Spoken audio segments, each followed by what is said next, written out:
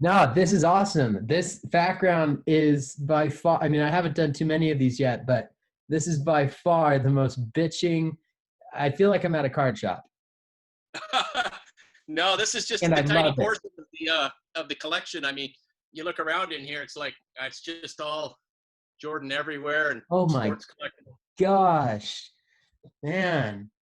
Is Yeah, Jordan I Jordan's my favorite investment. Let's just put it that way. Blazers fan, Portland okay? Trail Blazers. Yeah, The Jailblazers? and when they beat my Blazers, I realized that Michael was going to be not just a good bet for collectibles, but that's when I started collecting, and I've been collecting for years. I mean, um, it's it's just a fun hobby. I enjoy it.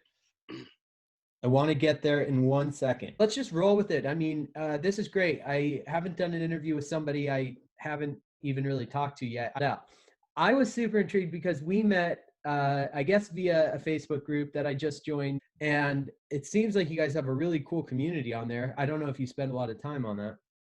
I'm always looking for stuff I can purchase, and sometimes people put stuff on there that they wouldn't put up on eBay, and Yeah. sometimes it's easier for people to sell that way. So I look on there. Then I always like reading what people write and what people are. So I like watching all that stuff. And, So, do you consider yourself a collector or an investor or both? oh, I do. I everything that I have, I sell.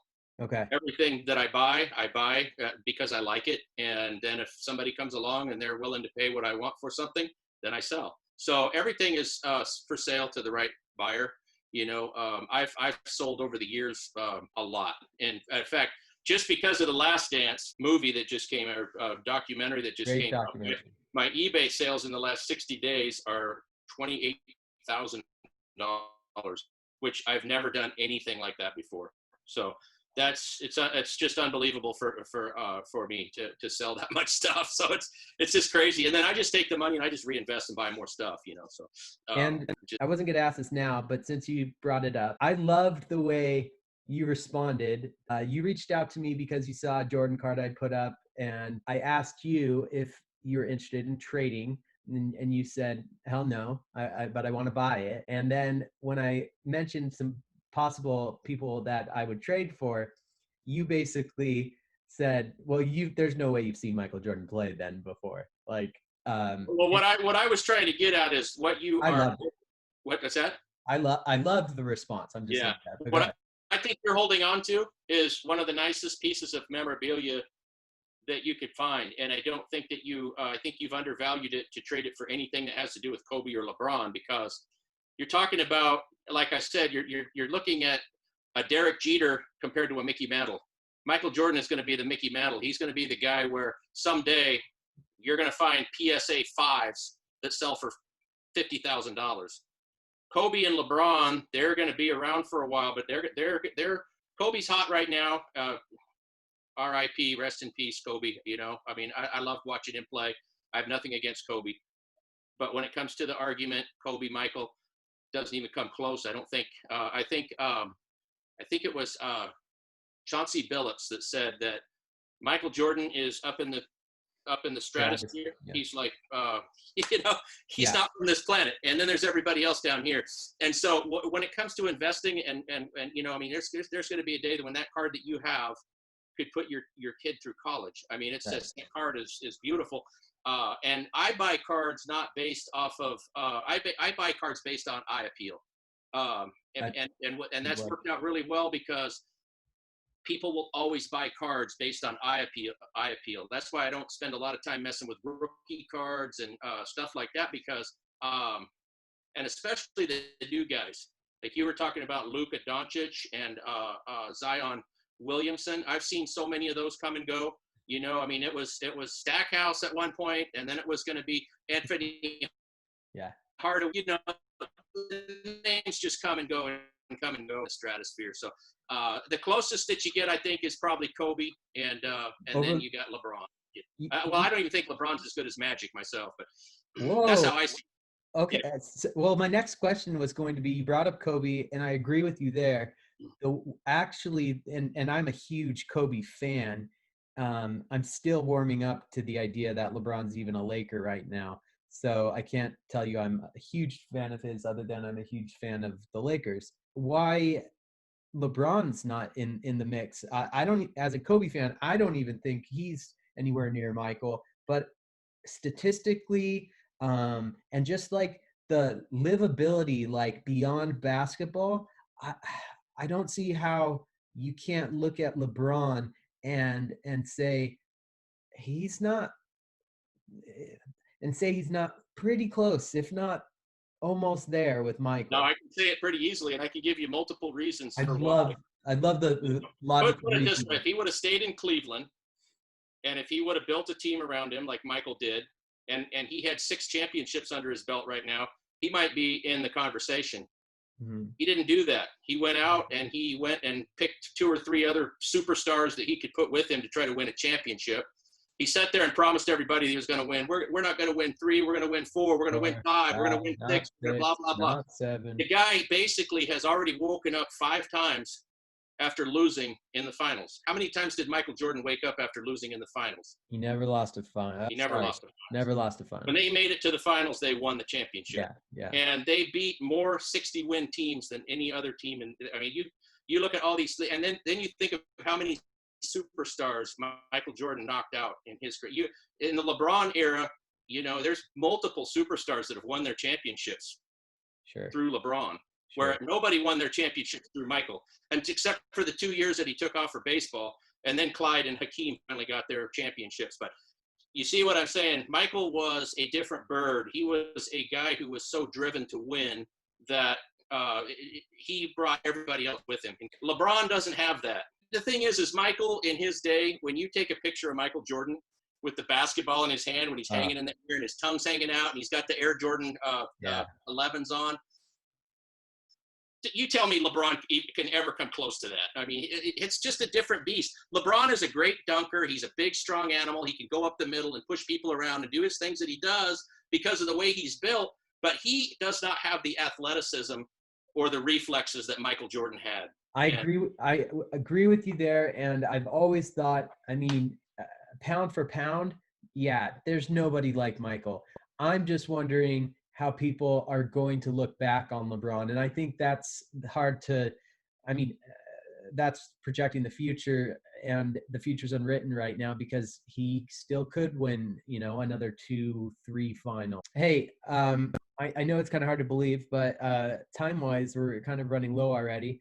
So I want to continue the conversation, but let's get to some cards if you have any to show. I'd love to show our audience any of your Michael collection. Oh man, I don't know if you can see this, but this is right back there. Can you see? That's all gems on that rack. Wow.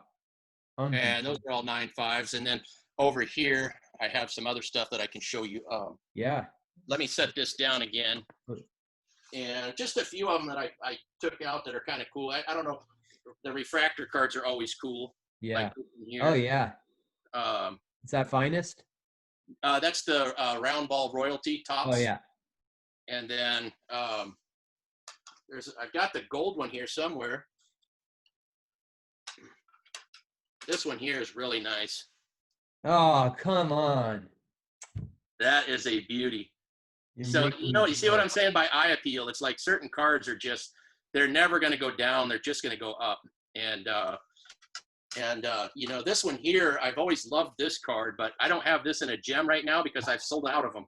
But this is this probably has the best eye appeal of any card that's ever been, So again, this one I'll work up to a gem, but right now it's an 8.5. But I reinvest and I buy and I sell, and then so a 9.5 is in my future.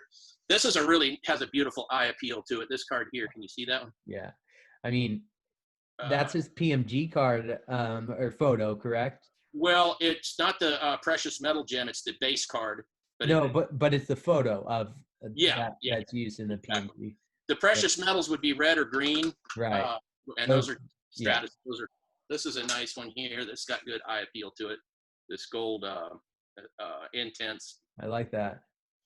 But yeah, I've got down here. I've got a whole shoe case. I get these Jordan shoe cases like these down here that the shoes came in. Can you see the red and that's fill those up with cards.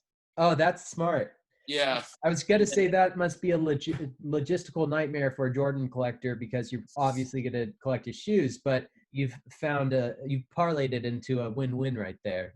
So good job. Yeah, I also collect shoes. I have all the Nike T-shirts. I have all the Nike posters, the life-size stand-ups. I have about 10 or 15 of those. But I mean, I just have everything that was collectible that was Michael Jordan. Have you ever seen the Air Jordan watch? No. Oh my gosh, that is the sickest watch. I'm not even joking. I didn't know those existed. Made by Nike. It's got his fingerprint on the back of it, and it's a nice leather band. But yeah, it's a really cool. Are they difficult to get or? Not too bad. You know, I mean, Okay. you can still pick them up for between 300 and 700, somewhere in there. You know, I'm they're gonna getting look. rarer though, so I'd pick one up quickly if I were you, because they're going to go up high. And I'm, stuff like this is cool. I've always loved, and that is such just an iconic image of Jordan. But I've always loved stuff, and I love that Beckett grade stuff that's larger than a regular sized card. You know what I Yeah. mean? Whether it's a jumbo card or some sort of relic or These two, yeah. I get a lot of stuff, and I've got a box like this, completely full of Jordan, and it's just stuff that's most of it will go in to be graded, and you know, eventually, you know, it just I take a few at a time, and then I have, you know, I get a bunch of these like this that are see if you can see, they're raw Oh card yeah, review, yeah, the and you raw can get review. ready and Yeah, send them in, yeah. and but it's just a lot of fun. This one here, that one came out of the box set. That's got the little piece of jersey in there. That came out of the box. Well, it was a box set that came out where it was a career set, and then Oh, every box had one of these on the top, but most of them had floor. Very few of them had the jersey. wow. So that one's going to be another good one to get graded. But Do you know what and the population of those are? I don't know if there's ever been one gemmed. To tell you the truth, I don't know if there's going to be a very low population. This one here's a SPX? nice one with the gold, the hologram. Yeah, yeah, epic. I don't know if you can see the hologram on there, but It's I like difficult, those but holograms. They're pretty cool. yeah. And let's see. And this is not this one. I had one here. I have one here, but I don't know where I put it. Can It's I ask you, yeah. while you're looking, when did you decide, hey, I don't care if Jordan's my favorite player or not, I'm going to invest in him, and that's going to be a major part of my, or I don't know if it's a major part, but that's going to be some part of my revenue. Okay, this is a great story. I don't know if you have time for it or not, Yeah, but I have I time. Yeah. started collecting and I started buying the gems back in the day, and so I started a store on eBay.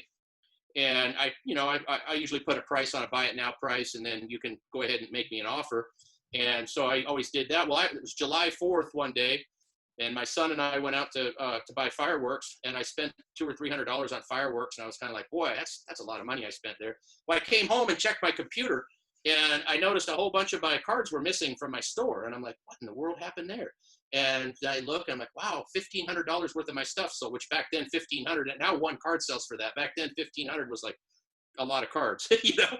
So I go tell my wife, don't worry about the fireworks. I made some money on eBay, and didn't realize that it wasn't finished. I went upstairs, checked my computer again. The guy bought $7,000. He didn't try to dicker with me or anything. He just hit the buy it now. Turns out it was Nat Turner. I don't know if you've ever heard that name or not. Of course. Or my, and so it was like, that was when I realized that Jordan is the money man. And he's just, ever since then, he's been so good to me, I can't even tell you. And Whether when it's shoes or collectibles or anything, his stuff sells like crazy. what year around was that when you had that eBay kind of explosion or epiphany? That was probably at least 10 years ago. Okay. So So you've always been a collector, it sounds like. I mean, yeah, I've always not as intense as I am now. But my collection just keeps getting bigger and bigger and bigger, and then I sell more and more stuff, and so I have more money to put back into it. So I just keep putting back in. Besides the money, what do you like about the collecting aspect of what you do? Oh, it's just fun. It gets just, you meet a lot of really cool people, and you know you just it's great to just to hear people go, wow, You know, it's just something that makes you feel good to have somebody like your collection. You know, I like mean, just like having somebody love that card that you've got. You know, I mean that thing uh, is gorgeous. I mean, I've been It's a cue card. smiling. I've been smiling and in awe this whole interview because of just this whole background. Yeah, so that definitely makes sense. Yeah, Um, I haven't even showed you the other side of the room. is there? Oh, man, there's so much more stuff in here. Oh, Look at man. this. We'll keep going around here. We got to Oh, send you one of those 360 cameras. Jeez. yeah, Jeez. it's just kind of a room that you know I just have all of this stuff that I can set out. I've got a lot of stuff sitting around that's not organized yet, but it'll get there. You know, it takes a while to organize, get everything up on the walls. Actually, so that there are a lot of different ones because these came in little packs and there was multiple different star Michael Jordan cards. But And this that's 84? 85.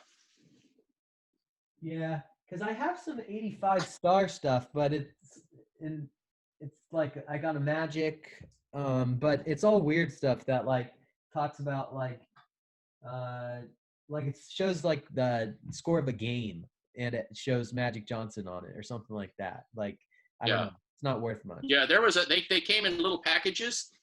And so sometimes you'll find them graded in the package where they didn't even open the package. because they can see through it.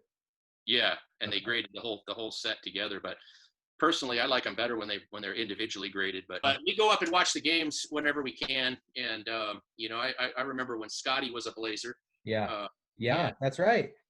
yeah, I went up and watched him play. But Love the story of how you got involved and started. I love the story of where you're at now, especially like um, after Last Dance just aired. Um, where does the story go from here? If I interview you in 5 years, 10 years down the line, what's the hobby look like, and what does Kenneth look like as far as your action in the hobby? oh, I'll still be doing the same thing, but I'll just have a lot more stuff. And are we in a bubble, or is this going to stay? Well, I believe, and everybody gets to invest in what they believe in, but I believe that Michael Jordan is the Mickey Mantle of our day. And anybody, I could say you could put money in a 401k or you could put money in Michael Jordan. And I could tell you that Mike is money. He'll always be money. He is like printing money. You He's might as like well invest in Michael Jordan because I'll tell you what, you'll never go wrong. But be the- smart because there's certain things you can invest in that are crap. And then there's really cool stuff that continues to go up in value. So you need to know what to collect. give me an That's example. Give me an example of that. eye appeal. Got it. Uh, things that are extremely rare. Things that not everybody has. Things that like there's certain you look at a rookie card, they're going up. They're still going up in value. So this kind of isn't a good example, but there's so many of them out there. There are. You know, There are. and so and a lot. But even with that, there's so many avid collectors out there that have to have one. And that tells you that if there's that many rookie cards out there that people want that badly, that those prices keep going up, then that means that all the insert Supply. cards and all the cards that were hard to Demand. find in the keys are going to just keep going up. So it's, if you got them, if you can sell it for a good price, but take that money and reinvest in other ones so that you still have the value because they're going to continue to climb and you can make even more money. Let's say you bought something for 300, held on to it till you sold it for 600. You just made 300 profit. Now you can go buy something for 600 that you can sell for 1200. Then you buy something for 1200 that you can sell for 2500. You just keep doing that over and over and over again. And it's just, but Michael's the only one you can do that with. There's certain players where they've got value for a little while and then they just, Then they're irrelevant. yeah, they become I irrelevant. mean, you look at guys that are still playing. Like sometimes I think I look at a Russell Westbrook card and I almost think he's one of those like insert cards from like the old Hall of Fame players, because he just doesn't sell for anything. James Harden doesn't sell for anything. You got to go back and look at, Oscar Robertson. He was a great player. He was a lot like Russell Westbrook. He was Right. a triple-double guy. Double, yeah. His cards aren't worth that much. Even Dr. J's cards aren't worth that much. You look back and Kareem Abdul-Jabbar, Wilt Chamberlain, they're worth a little bit because they're, legends, but Mike is on a stratosphere. When I was early in the hobby, and I looked in there, and I looked in the Beckett magazine, and I could see Michael, a Charles Barkley card, who was the MVP that year, selling for $1, but the Michael version of that same card was going for $50. That told me something. Don't buy the $1 card, buy the $50 card, because the $50 card 10 years from now is going to be worth a lot of money. And so that's what I did. Is when I saw Mike, he was always so far ahead of everybody. His cards were so far ahead of anybody else, it wasn't even close. And there hasn't been anybody come along that can knock him off. Now, there's some cards that are going in the Michael range, some Kobe and LeBron. But again, I personally wouldn't invest in those. Yeah. But if you do, that's up to you, because everybody has to invest in what they think is going to be good for them. Right. Those are drawing premiums now, but I don't know if they're going to be drawing premiums 5 years from now and 10 years from now. And last question, if everything went, I mean, you've already weathered plenty of storms with the hobby, and you have a pretty recession-proof, I agree. Jordan's pretty recession-proof. But let's just say worst case scenario and the hobby just dies. Would you still be happy with just having the collection that you have? Yeah, and that's why I collect what I collect, is because I don't buy stuff. I only buy stuff that I personally really like.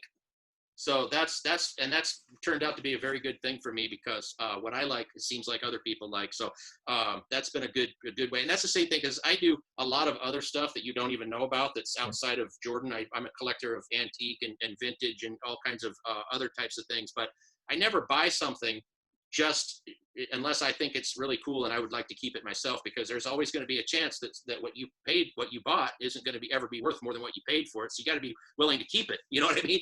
Okay. And but the Michael stuff has always it just keeps kind of there's a surge, and then there's a drop off, and then there's a surge, and then there's a drop off, and then there's a surge, and then there's a drop off. But once it hits the surge, the drop off is never back down to what it was. It never comes back all the way back. Kobe's I wouldn't touch LeBron with a 10-foot pole. I wouldn't buy anything of his. Part two, I think part two I just figured out, which is we got to get a LeBron guy, a big LeBron guy, and you on this podcast together, and just have fun. I'm in with that. Yeah. All right. Thanks, Kenneth. Thanks, me, man. We'll talk soon. All right. Sounds good. Have a good